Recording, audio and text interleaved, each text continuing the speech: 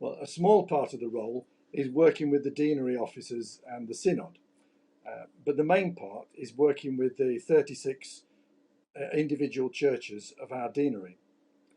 I report to Synod the activities and progress across the Deanery and alert Synod to the environmental issues nationally and worldwide. But I can see that role expanding to advocate actions and decisions made by Synod, particularly implementing the Church of England's new policy, net zero carbon by 2030. My role began trying to make contact with each church and discover who was the eco person at that church. Easier said than done. Most churches don't have such a person appointed.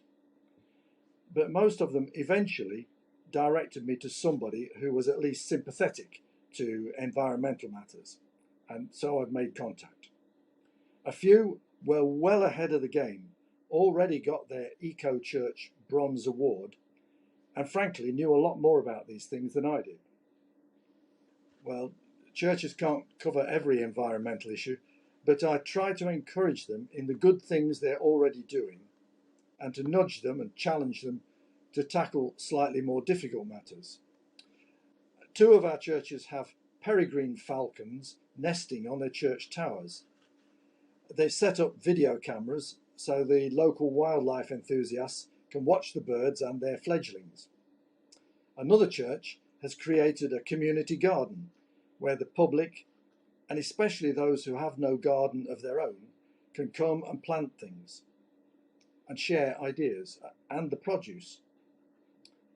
The ethos has developed to organic methods and debates about the use of pesticides and fertilizers.